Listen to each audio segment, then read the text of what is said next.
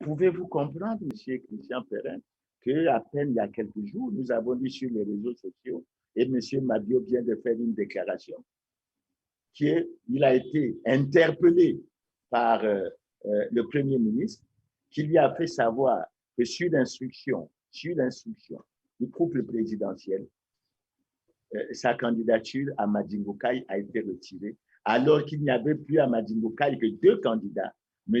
Tengo et M. Mabio. Vous pouvez comprendre ça.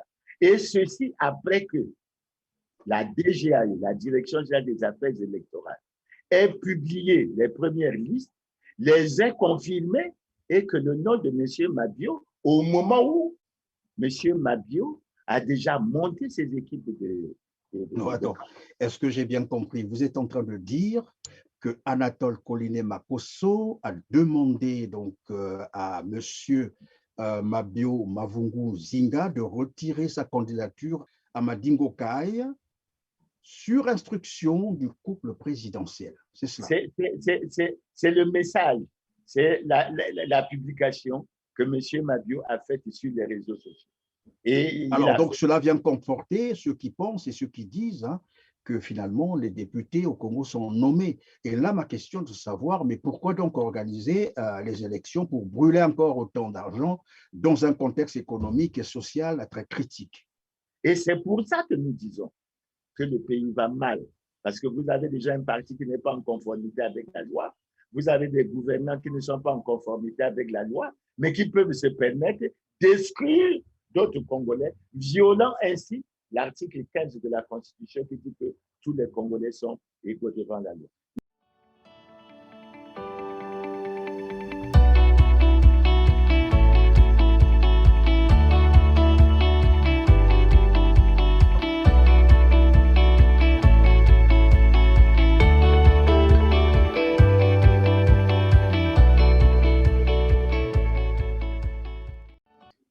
Bonjour, bonsoir, mesdames, mesdemoiselles et messieurs. Très ravi de vous retrouver pour ce tout nouveau numéro de Droit de savoir qui portera sur l'actualité électorale au Congo-Brazzaville. Comme vous le savez, les Congolais sont encore appelés aux urnes le 10 juillet prochain pour aller évidemment changer, sinon renouveler la chambre basse de leur parlement. On en parle aujourd'hui avec M. Clément Mirassa, président de la Fédération de l'opposition congolaise. Bonjour, M. Clément Mirassa.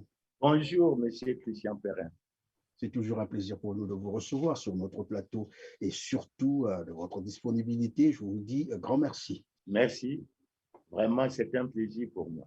Alors, M. Clément Mirassa, certains candidats aux élections législatives du 10 juillet prochain, j'allais dire, crient déjà à la fraude avant même le scrutin. On observe également le retrait non justifié par la Direction générale des affaires électorales de certains candidats au profit des candidats, j'allais dire, du pouvoir en place. Question de laisser à ces candidats la voie libre, c'est-à-dire les candidats, on allait dire, je ne sais pas si j'abuse quand je dis ce sont là déjà des candidats nommés parce qu'il y a une quarantaine comme ça qui se retrouvent dans les circonscriptions où ils sont tous, curieusement, des candidats uniques. Et parmi ces candidats favorisés, il y a aussi le Premier ministre actuel, Anatole Colinet Makosso. On pourrait donc parler d'un hold-up électoral savamment organisé par le pouvoir de Brazzaville, privant ainsi d'autres Congolais l'exercice de leurs droits. Je vais vous proposer un élément, une vidéo, un extrait d'une vidéo, et on reviendra sur le plateau pour en parler. Suivez. Il y a une vraiment mal à l'aise. Il met qu'elle avec vraiment mal à l'aise. Naï n'a pas mis écarté Gaël.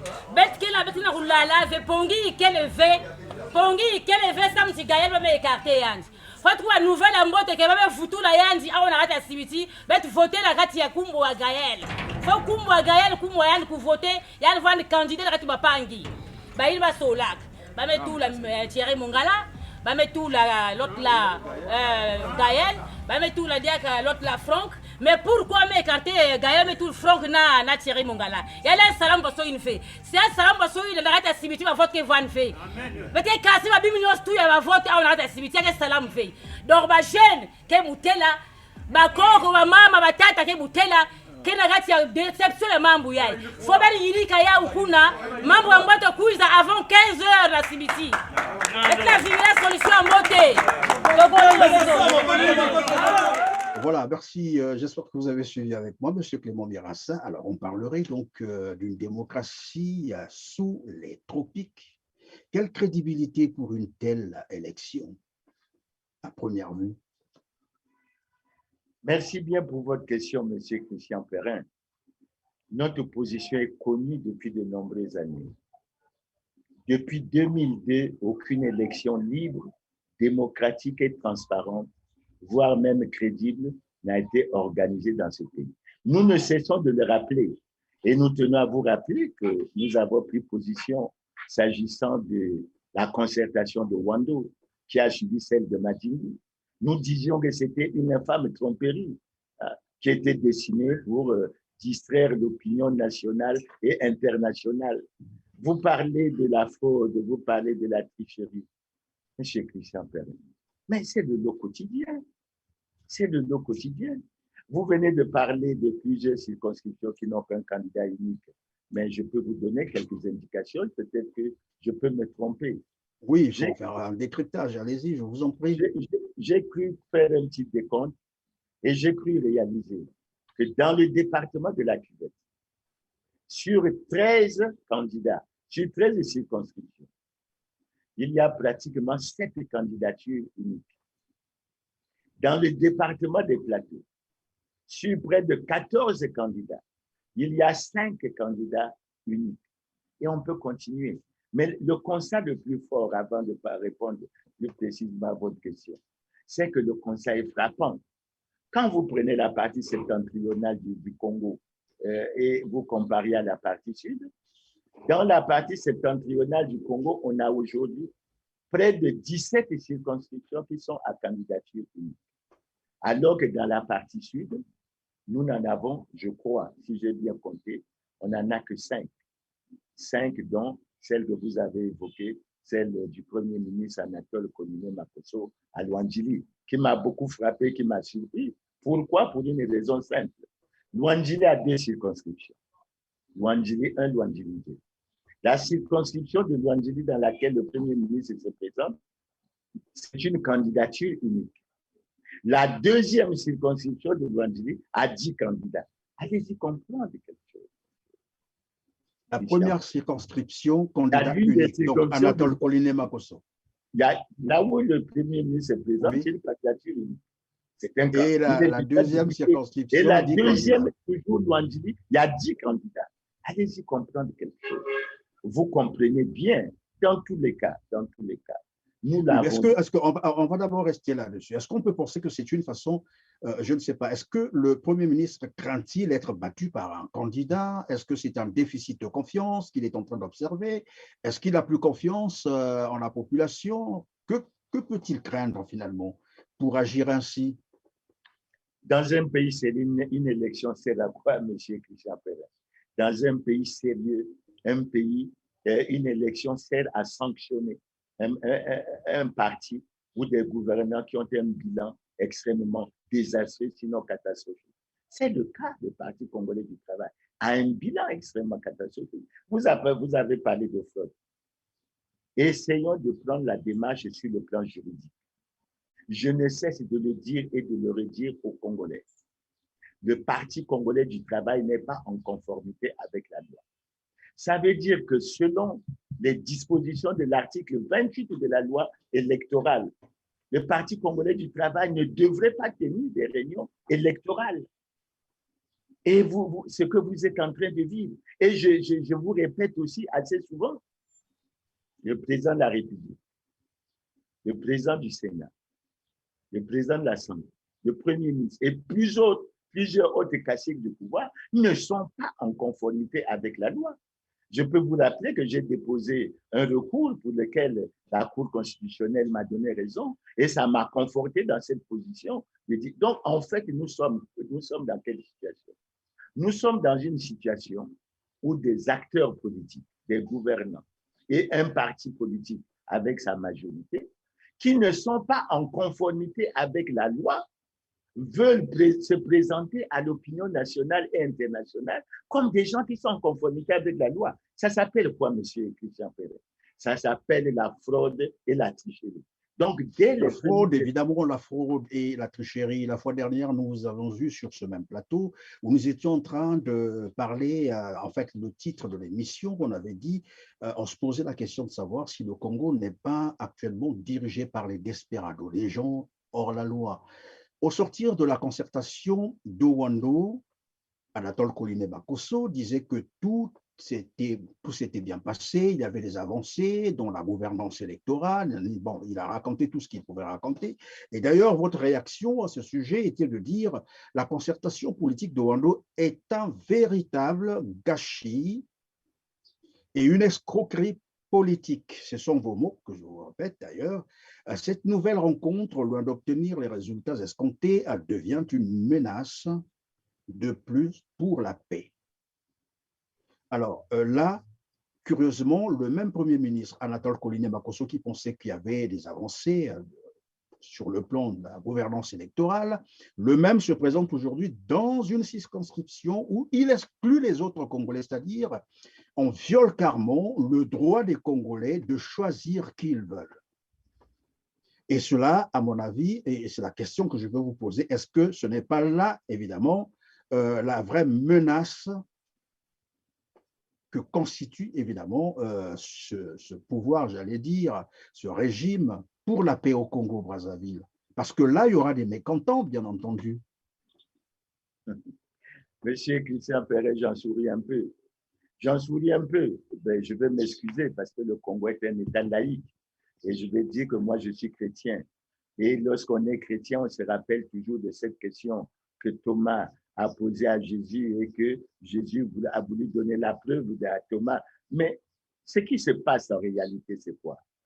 Les Congolais sont en train de découvrir que le Parti congolais du travail, qui n'est pas en conformité avec la loi, est en train de mettre en application les véritables recommandations qui ont été retenues à Ouando. Monsieur Christian Perret, expliquez un peu aux Congolais. La loi électorale est claire, je l'ai sous mes yeux. La loi électorale est claire. Lorsque vous voulez déposer votre candidature, on vous cite le nombre de pièces qu'il faut déposer et on vous indique là où il faut déposer. Pouvez-vous comprendre, monsieur Christian Perret, qu'à peine il y a quelques jours, nous avons lu sur les réseaux sociaux et monsieur Mabio vient de faire une déclaration qu'il a été interpellé par le Premier ministre qui lui a fait savoir que sur l'instruction du couple présidentiel, sa candidature à Madingo Kai a été retirée, alors qu'il n'y avait plus à Madingo Kai que deux candidats, M. Tengo et M. Mabio. Vous pouvez comprendre ça.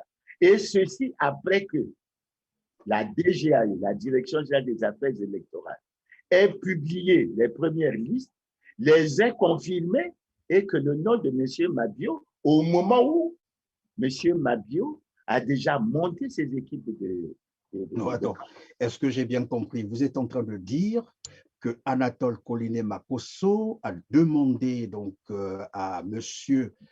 Mabio Mavungu Zinga de retirer sa candidature à Madingo Kai sur instruction du couple présidentiel. C'est cela. C'est le message, c'est la publication que M. Mabio a faite sur les réseaux sociaux. Et alors, donc, cela vient conforter ceux qui pensent et ceux qui disent que finalement, les députés au Congo sont nommés. Et là, ma question est de savoir, mais pourquoi donc organiser les élections pour brûler encore autant d'argent dans un contexte économique et social très critique? Avant de revenir à cette question, M. Christian Perret, je vais dire que le cas de Mabio, il apparaît comme très tard, mais il y a eu d'autres cas. En commençant l'émission, vous avez parlé de cette dame de Sibiti. Oui, le coup de gueule de Sibiti, oui. Qui s'est plainte de ce que quelqu'un dont j'ai vu l'entrée sur les médias, dont j'ai vu l'entrée à Sibiti, M.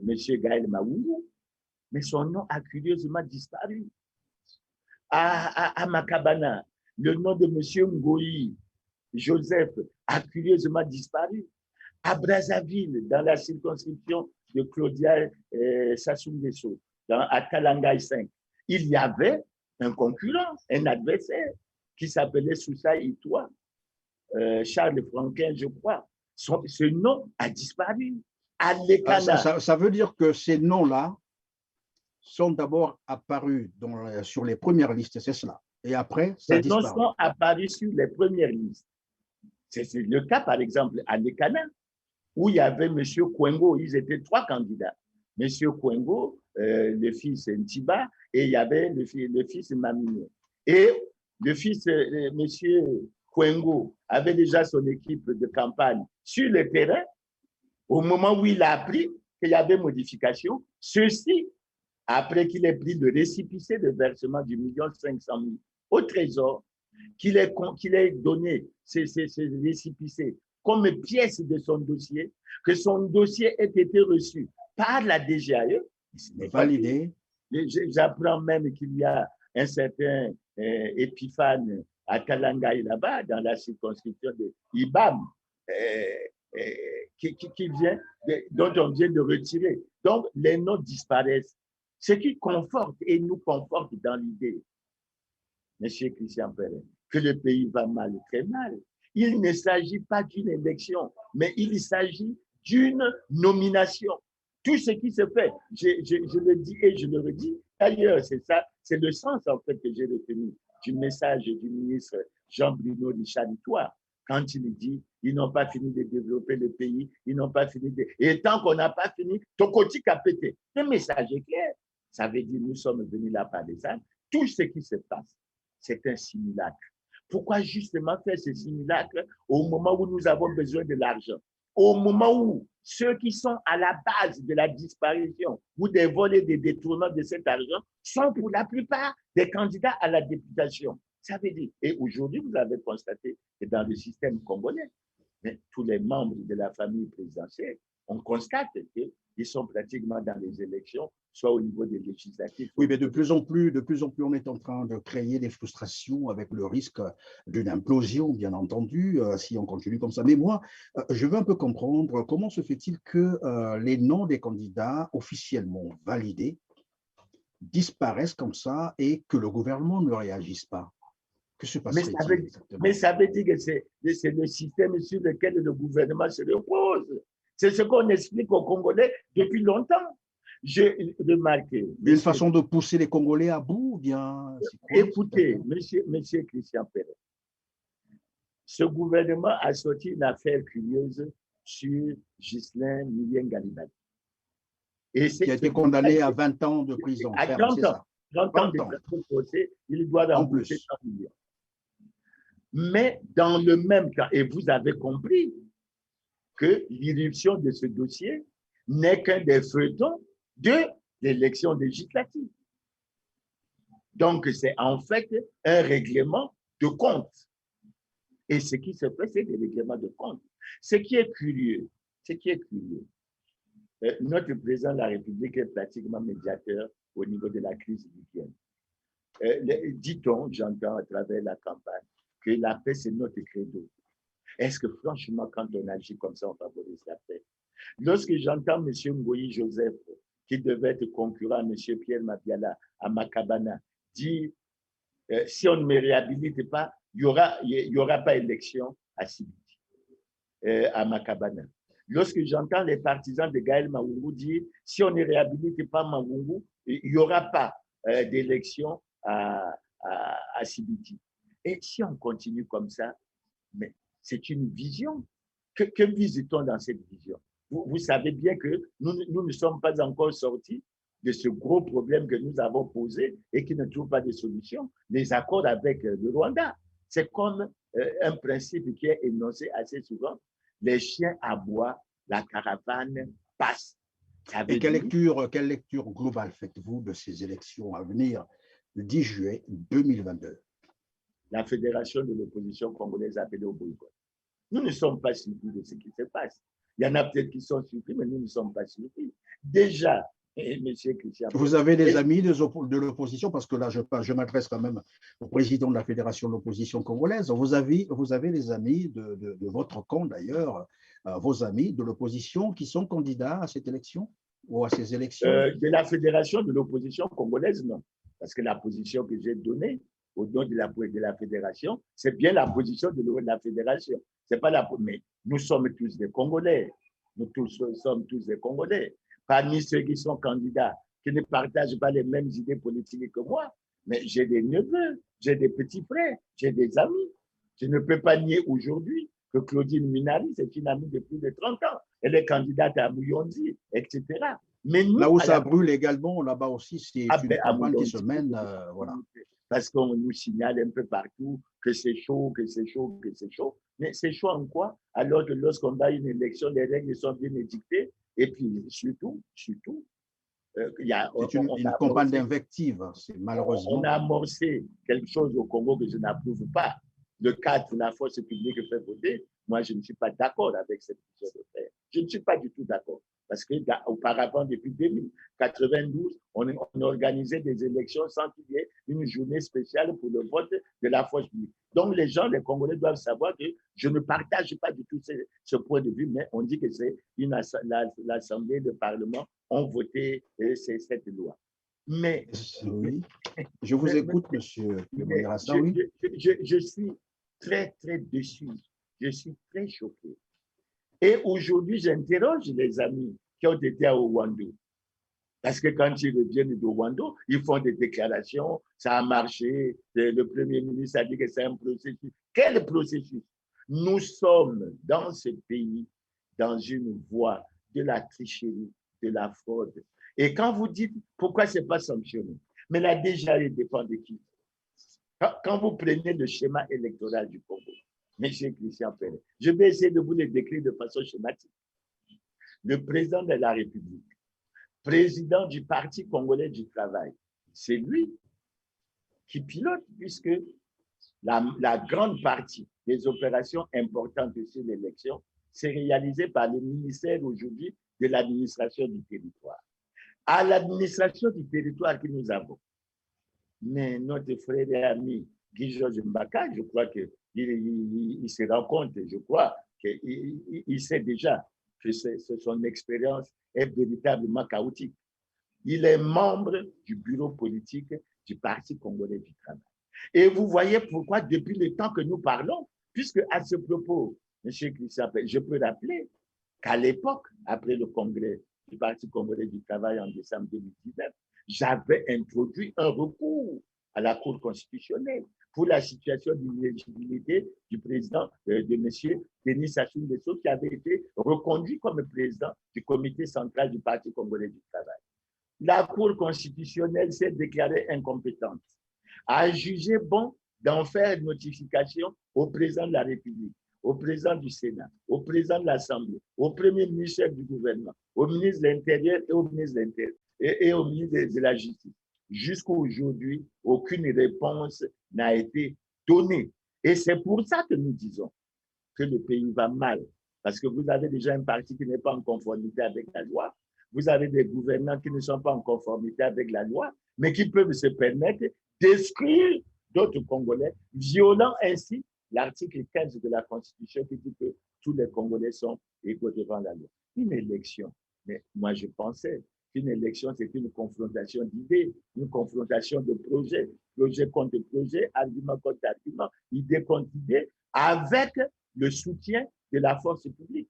Mais vous avez vu par exemple la force publique, et je félicite le directeur général adjoint de la police pour la décision qu'il a prise. Vous avez vu ce policier exhibé en tenue de police, en train de devant, c'est du jamais vu. Ça veut dire quoi? Ça veut dire que même lorsque nous disons, lorsque la Constitution écrit clairement que la force publique doit être apolitique, mais dans les faits, on ne respecte pas cela. Et c'est ça qui est extrêmement grave. Nous sommes pratiquement dans un chaos absolument total. Quelle sera Alors, l'image? puisque vous parlez déjà de la police, évidemment, nous avons vu également Denis Christelle Sassou Nguesso faire un don à la police, un don de voiture, c'est ce qu'on a vu sur les réseaux sociaux. Et là, j'allais poser la question de savoir, est-ce qu'il n'y a pas une grille financière établie, par exemple, fixée dans le cadre, par exemple, des campagnes électorales, dans le cas, par exemple, de Christelle Denis Sassou Nguesso, ce qui n'est pas mauvais, faire un don, c'est une bonne chose, mais sauf que, est-ce qu'après, on essaie un peu de justifier ses avoirs, cet argent, d'où ça vient pour un monsieur dont on sait bien qu'il est souvent cité dans des scandales financiers, de détournement? Est-ce que ce n'est pas là un blanchiment d'argent, par exemple? Monsieur Christian Perrin, le problème que vous soulevez est extrêmement grave. C'est extrêmement grave. Pourquoi? Qui dit police, qui dit force publique, dit quoi? Dit sécurité des citoyens. Et je peux interpréter ce geste comme le constat qui a été fait par Denis Christelle Sassou Nguesso, qu'en fait, la police est en difficulté. Mais cet argent, comme on peut se poser souvent la question, cet argent du Congo, il va souvent où? On peut dire qu'on est en crise. Mais quand on dit aux gouvernants qu'il y a 14 000 milliards, qu'il y a des Congolais qui détiennent 5 500 milliards, qu'il faut faire l'effort pour récupérer cet argent et faire bien fonctionner les services. Pourquoi veut-on affaiblir l'État et faire jouer un certain rôle à certains compatriotes qui apparaissent comme des gens extrêmement riches? Ils se sont enrichis comment, monsieur Christian Perrin? Ces gens qui font des dons à la police. Moi, je suis préoccupé, je suis interpellé, parce qu'à partir du moment où c'est à la police, je pense que ça touche à la sécurité. Et je me dis, si demain nous avons une situation plus grave au niveau de la sécurité du pays, est-ce que la force publique aura les moyens ou elle va faire appel à des particuliers pour qu'elle... Non, il ne faut pas accepter ça. Moi, je dénonce ça. Moi, je ne suis pas d'accord avec ça. J'aurais souhaité que M. Denis Christelle Sassou Nguesso fasse des dons aux habitants d'Oyo, etc., mais fasse un tel don à la police. J'en suis choqué. Et ça m'amène à m'interroger. Quel est l'état réel de notre police? Quel est l'état réel de notre force publique? Est-ce qu'elle est en mesure d'assumer les missions qui sont les siennes, de garantir la sécurité des citoyens et de défendre l'intégrité du territoire? Et ça, je crois que c'est des informations qu'il faudrait faire passer même sur les réseaux sociaux avec beaucoup de doigté. Parce que moi, en tant qu'acteur politique, ça me met en difficulté. Alors, il y a un autre phénomène que nous avons également noté. Je sais, nous sommes en pleine campagne, comme qui dirait, tout est peut-être pas aussi permis, mais il doit avoir des limites. C'est qu'il y a comme c'est peut-être un sentiment pour moi, ce que je constate, une forme de parentocratie qui semble naître au Congo-Brazzaville, où les nièces, enfants ou petits-fils de l'homme qui est au pouvoir, tous sont devenus des candidats aux élections législatives prochaines, donc le 10 juillet 2022. On note donc, comme je l'ai dit, les enfants, les nièces, les neveux, les beaux-fils, voilà, tout le monde est là. C'est comme si la politique était devenue, je ne sais pas comment qualifier ça, un métier, voilà, une profession pour survivre, c'est cela. Monsieur Christian Perrin, lorsque vous prenez les dispositions pour qu'un ministre touche 11 millions de francs CFA par mois, qu'il ait une indemnité de logement d'1,5 million qui est largement supérieure au salaire du fonctionnaire le plus gradé de votre fonction. Quand vous payez un ministre d'État 15 millions avec d'autres avantages, en plus 2 millions de francs en sus de ça, comme indemnité de logement. Mais l'attraction, c'est l'attraction au niveau de la politique. Une financiarisation carrément de la vie politique. Mais quand on amène, par exemple, la caution pour l'élection présidentielle à 25 millions, mais vous constatez bien qu'il y a un foisonnement de personnalités qui, à partir de leur salaire, peuvent se permettre cela. Mais il y a une bonne partie des Congolais qui sont complètement marginalisés. Et le danger pour le Congo, c'est quoi? Ce que moi je constate, c'est un avis personnel que je donne, ce n'est pas au niveau de la fédération. Il y a un esprit qui voudraient que l'on transforme le Congo en un royaume. Et j'ai été surpris que le président Sassou n'ait pas réagi lorsque, que ce soit en Côte d'Ivoire ou bien en Guinée, le président Alassane Ouattara a dit gentiment, présentant le président Sassou, qu'il aime l'appeler l'empereur. Et tout comme en Guinée, c'est l'ex-président de la République, Condé Alpha, avait déclaré la même chose. C'est une tendance qu'il faut absolument arrêter. Ou bien nous respectons ce que la Constitution a dit, ou bien, mais comme la tendance, parce qu'au Congo, il faut faire la politique en tenant compte de la rumeur. La rumeur, à un moment dans le Congo, a dit quoi? Qu'on souhaiterait que le président de la République ne soit plus élu par le suffrage universel direct, qu'il soit élu au plan parlementaire. Et c'est ce qui se prépare alors? J'espère, quand on parle de majorité écrasante. Mais vous voulez dire majorité écrasante, pourquoi? Vous avez gagné toutes les élections depuis 2002 et le résultat, votre bilan, vous avez enfoncé le pays dans le chaos. Les Congolais ne font que souffrir. Et vous voulez vous maintenir là avec une majorité écrasante, puisque vous maîtrisez tout. Monsieur Christian Perrin, les Congolais attendent quels résultats? Lorsque, franchement, des citoyens qui ont constitué des dossiers, qui sont des bons dossiers, qui ont été acceptés à la Direction générale des affaires électorales, qui a publié des listes pour dire un tel sont candidats, pour apprendre le lendemain. Mais ce que le ministre de l'administration du territoire doit savoir, il nous a donné raison, parce que s'il prêche comme ça pour les listes des candidats qui sont publiées, mais en ce qui concerne les listes électorales, c'est la catastrophe. C'est pour ça que… Oui, mais monsieur Clément Mirassa, qu'est-ce qui peut justifier finalement cette nouvelle méthode, j'appelle ça comme ça, parce qu'avant, nous savons que généralement, on laissait tout le monde aller à concourir, à se présenter, et c'est au niveau de la proclamation, c'est-à-dire du traitement de ces résultats, qu'on essayait un peu, bon voilà, de rafistoler, au moins de donner une bonne apparence. Alors cette fois-ci, on est passé droit, mais alors, je ne sais pas s'il faut appeler ça un mépris, mais une arrogance terrible, une provocation, il faut le dire comme ça, parce que tel que vous êtes en train de l'expliquer, un Congolais, un citoyen congolais qui prend de son argent, qui paye son argent, qui justifie son statut et un statut validé, une candidature, allais-je dire, validée, et qu'à la fin, qu'il se retrouve retiré sans motif, sans explication. Je crois que là, il y a un souci. Et pourquoi on devrait agir maintenant comme ça? L'explication est technique. L'explication peut être politique, mais elle est technique. Elle est technique en quoi, M. Christian Perrin?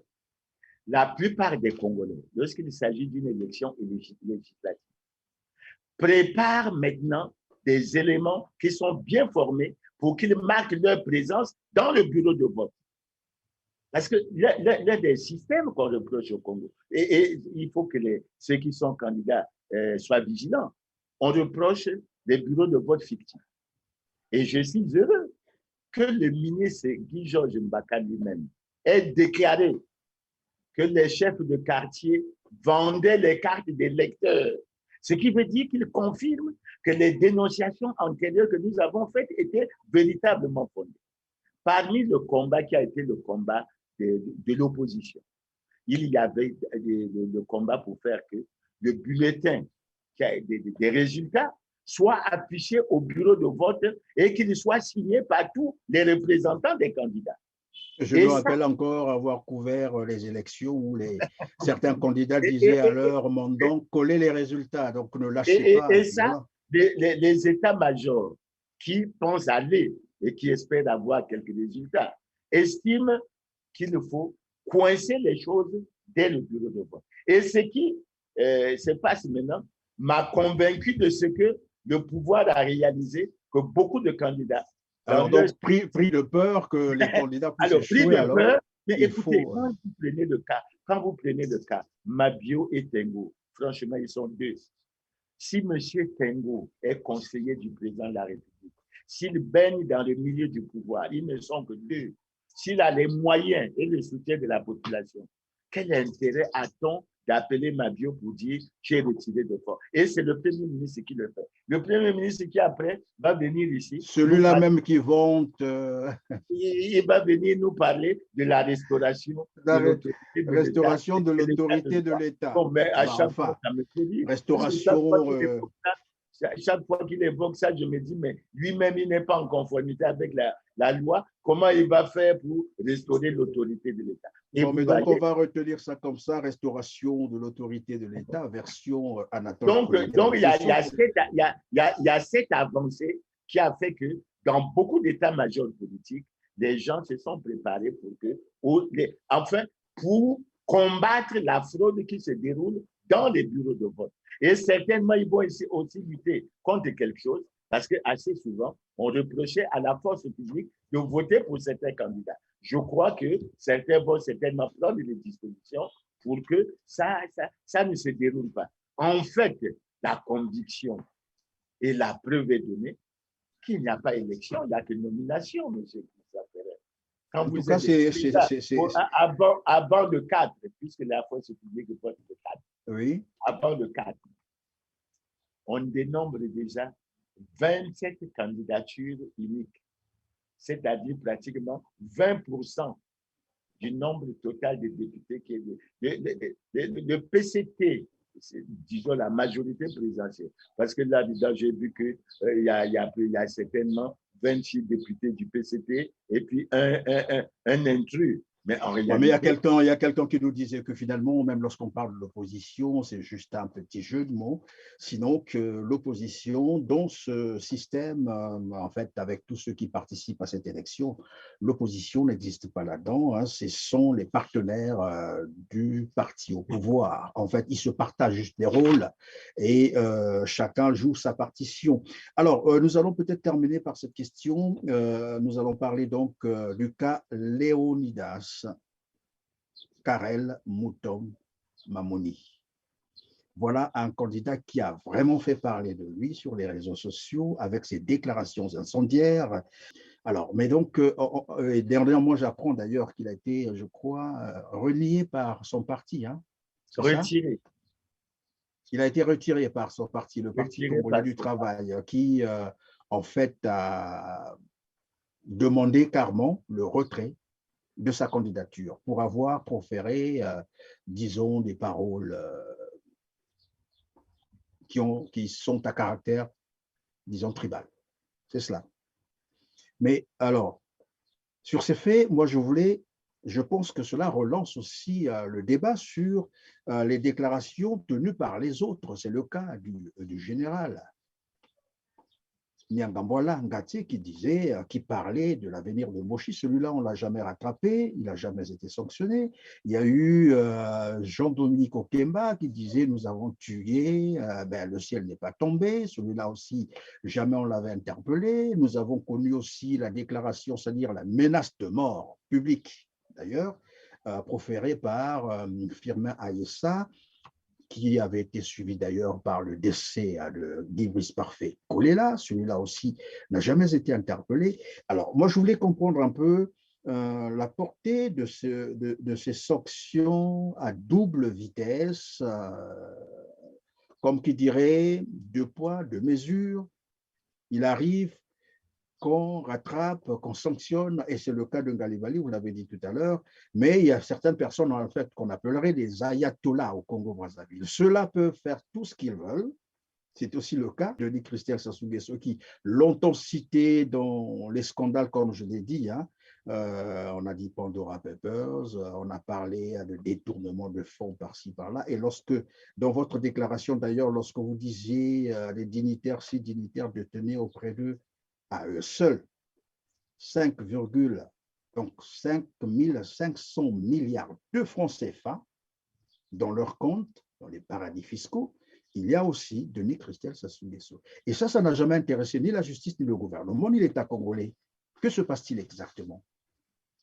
C'est vrai qu'on va dire c'est une bonne action, au moins pour une fois on peut dire bravo au Parti congolais du travail d'avoir agi ainsi, parce qu'évidemment les propos qu'avait tenu M. Moton commençaient déjà à nourrir des velléités tout à fait bizarres.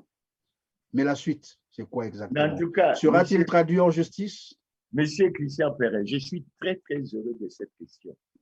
J'ai fait une publication sur mon post Facebook où j'ai félicité le PCT tout en relevant que ce que je retiens de la leçon donnée par le PCT, c'est que lorsqu'on viole la loi, on doit être puni.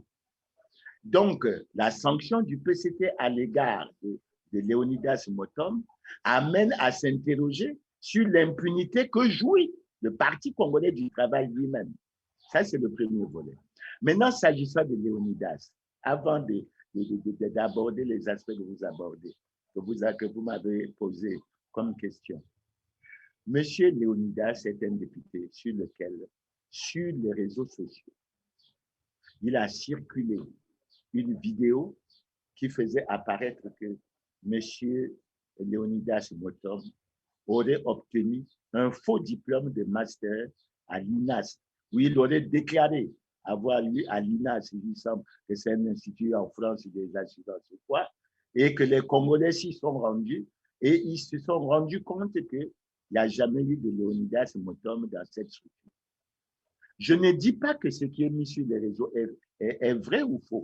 Lorsque Jean-Marie Michel Moukoko a fait sa déclaration pour sa candidature en 2016, le soir même, on a fait circuler d'abord sur les réseaux une vidéo sur laquelle on lui reprochait je ne sais quoi, et après on a fait passer cette vidéo sur Télé Congo, et ça a été le départ de l'amorce de la procédure judiciaire qui l'a conduit jusqu'à la condamnation de 20 ans. Donc il n'y a aucune raison, si on veut parler de paix, qu'on ne respecte pas les lois et règlements de la République et qu'on traite les problèmes à la tête du client, et que le cas de M. Léonidas Motom devait faire comme le cas de M. Ngalibali, Une jurisprudence menée par l'inspection générale d'État. Dit-on, il y a maintenant un ministère qui s'occupe de ça pour blanchir ou condamner les faits. Parce qu'il faut que l'État, qui joue un rôle important au niveau de la régulation, il faut que l'État joue effectivement son rôle. Donc, il avait déjà ce dossier. Maintenant, M. Motom est certainement parti trop loin. En fait, quand on regarde bien M. Motom, il s'agit de M. Christian, il s'agit de quoi? Il s'agit que M. Motom est candidat dans la deuxième circonscription de Ouessou. Et il s'agit qu'il a comme adversaire quelqu'un du PRL, du parti de Nick Fila, il a comme adversaire quelqu'un du PCAP, et il a comme adversaire quelqu'un de l'UPADES, qui semble-t-il est la fille de Pascal Katima Biala. Mais est-ce que c'est comme ça qu'on combat un adversaire politique en allant soulever ses arguments? Et j'en viens à la Constitution. C'est devenu une république des enfants et des et j'en viens parce que j'ai le sentiment que dans la manière de traiter ce problème, le Parti congolais du travail annonce qu'il va sanctionner, le ministre de l'administration du territoire appelle les structures pour assumer leurs responsabilités. Mais M. Christian Perret, la Constitution est claire et je la tiens entre mes mains à partir de 2 articles. Le premier article, c'est l'article 1er de la Constitution qui dit ceci. La République du Congo est un État de droit, souverain, unitaire et indivisible, décentralisé, laïque et démocratique. Parce qu'il faut que parfois que nous-mêmes, les acteurs politiques, nous soyons imprégnés de ça. Maintenant, je passe à l'article 13, et c'est ça qui est la gravité de l'affaire, M. Christian Perret. L'article 13, ce n'est pas Mirassa qui invente, c'est la Constitution. L'article 13 dit ceci. Toute propagande ou toute incitation à la haine ethnique, à l'insurrection, à la violence ou à la guerre civile constitue un crime puni par la loi. Ça veut dire que le cas de M. Motom, au-delà des déclarations du PCT, etc., ce cas doit être réglé par une personnalité. C'est le procureur de la République qui doit se saisir de la flagrance. Et on ne doit pas tergiverser là-dessus. Si on a agi rapidement pour faux diplôme, et je souhaite qu'on continue, mais dans ce cas, il faut également que l'on agisse. Maintenant, sur les questions que vous posez, je ne vais pas mélanger les pédales, je préfère venir pas à pas. Je prends d'abord la déclaration du ministre Jean-Bruno Richard Litois, qui dit tant qu'on n'a pas fini, on ne partira pas. On ne partira pas, tokoti kapete, tokoti kapete. Pourquoi cette déclaration n'a pas suscité de réaction du Parti congolais du travail? Pourquoi le chef du gouvernement, qui se bat tant pour la restauration de l'autorité de l'État et pour la restauration de l'État de droit, pourquoi il ne réagit pas, surtout que dans le cas de Jean-Bruno Richard Litois, il s'agit d'un membre du gouvernement. Donc, vous voyez que ces aspects font apparaître déjà au sein du gouvernement la faiblesse du chef du gouvernement d'agir par rapport à un certain nombre de membres de son gouvernement. Est-ce qu'il en a la capacité, est-ce qu'il en a la volonté, est-ce qu'il en a la capacité? Je n'en sais absolument, mais il faut le relever. La deuxième chose à relever, la déclaration de M. Denis Christel Sassou Nguesso, qui dit que sa conception à lui, c'est de faire qu'on ne doit pas nécessairement emprisonner ceux qui ont détourné. Mais c'est une déclaration extrêmement grave. Il y a eu quelle réaction au niveau du Parti congolais du travail? Il y a eu quelle réaction au niveau du chef du gouvernement? Je me rappelle que lors d'un passage du Premier ministre Colline Makosso, la question lui a été posée à Paris. Il disait que personne n'était poursuivi. Mais qui doit lancer les poursuites?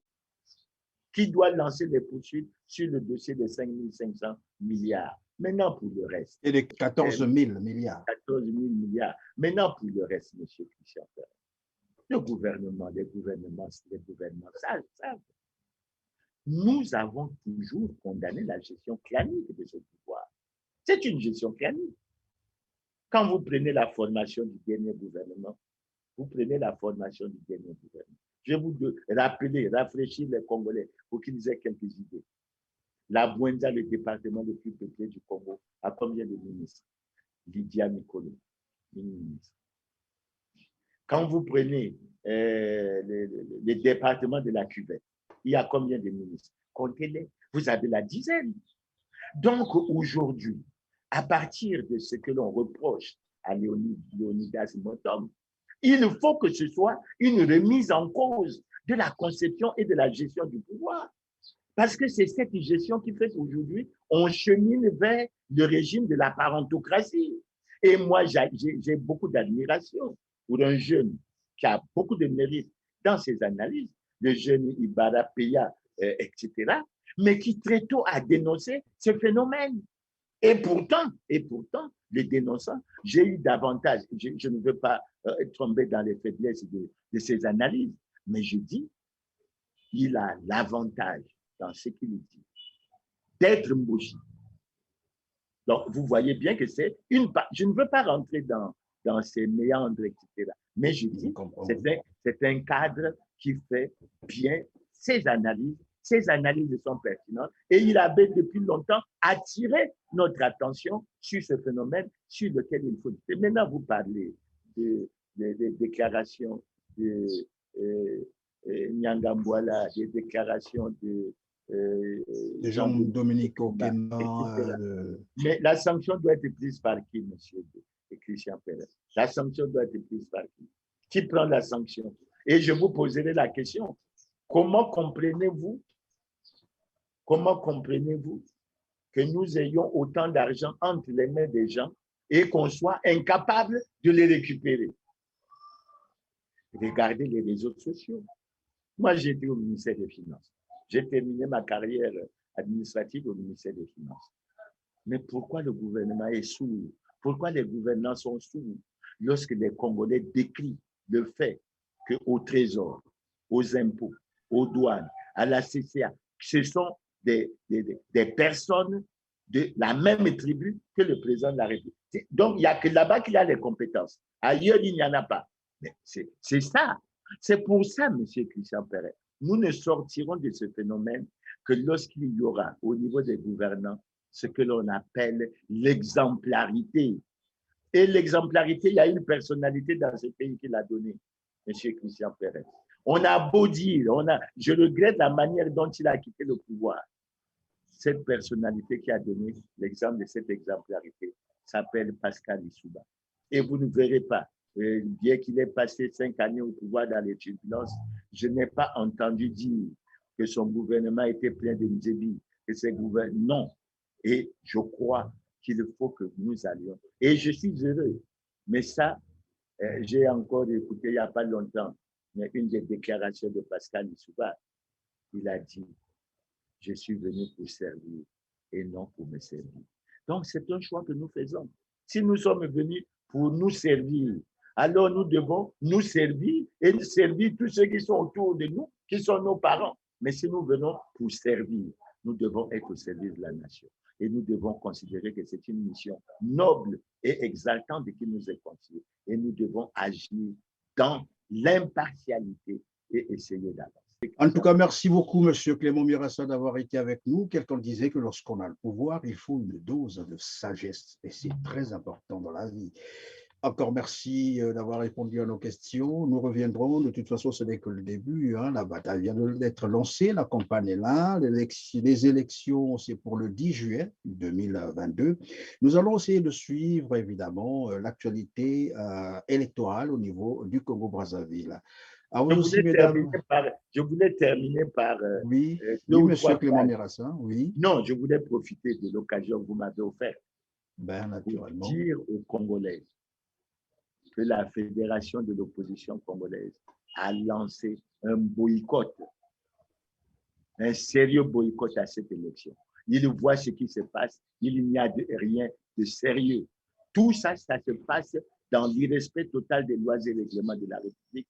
La solution pour que nous sortons de cette situation, c'est qu'au lieu d'aller parler du dialogue national au Tchad, au lieu d'aller en parler en République centrafricaine, au lieu d'aller en parler en Libye, l'occasion nous est offerte pour sortir de cette élection, pour que nous nous cheminions tous vers la tenue d'un dialogue national inclusif. Et je souhaiterais, avec une situation de décrispation et d'apaisement de la situation politique, en libérant les prisonniers politiques et en organisant le retour au pays de tous les exilés.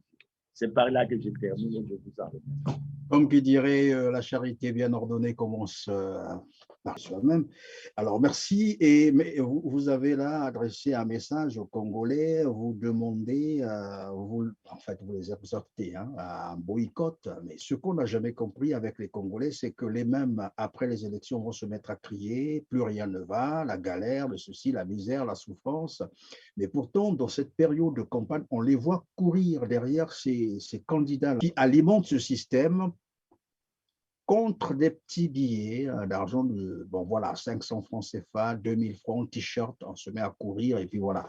On donne l'impression que les choses marchent au Congo-Brazzaville. Et dès que l'élection est passée, c'est tout le monde qui se met encore à crier pour dire, écoutez, ça ne marche pas, c'est la crise. Et j'espère que cette fois-ci, le message est passé et nous allons voir d'ici au 10 juillet 2022 si les Congolais ont pris conscience, voilà, entre guillemets, c'est ce que j'allais dire. Merci donc à vous aussi, mesdames, mesdemoiselles et messieurs, de nous avoir suivis. Si vous êtes là pour la première fois sur Télar TV, alors n'hésitez pas de vous abonner. Aux autres, likez, partagez. Et on se dit donc à très bientôt. Merci.